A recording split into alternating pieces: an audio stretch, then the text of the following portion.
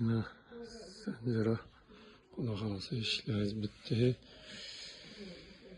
Altı sivitlerini vurulgan yaldıratıp matü tavarda işlendi. Kırçılmidon tavar. Plezerde yıkılgayna muşları uçmaslık için kalın nerseden işlendi bula. Kalın içine heykeler köp berilgen kalın gülleri yine kulak aramına törtten olan kesem kalınlığına arkasına da burcaya asılgan rezinkeleri bağ arkasında yine işleriniz şurada kalasa çok iyi çıktı yine yükseltip göreceğiz mümkün.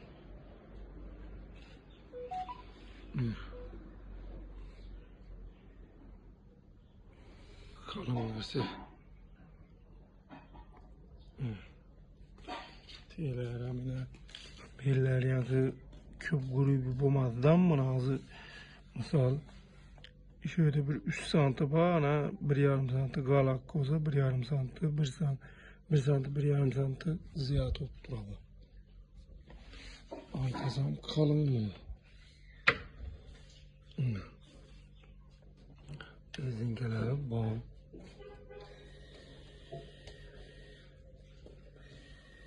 Da borcaları atılgan.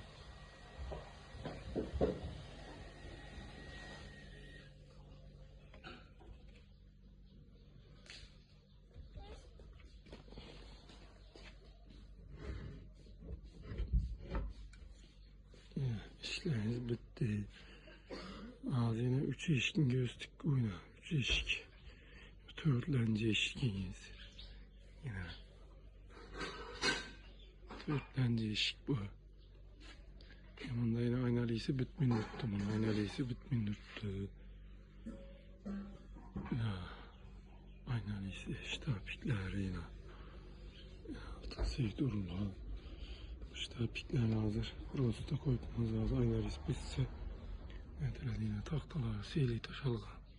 Kileler gördü ismini. Yakşati vurulgan kileler. Kalın hem yendereyce bağ.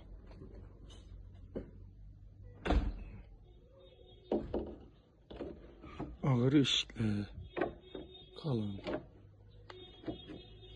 İşte apiklerini buna kulak aynalesi giyenden keyin 20 etiklep okları atıladı. Mekken olup çıkarış kılıp kulak arası zam oklarını şu anda koyamız uslanıp geri.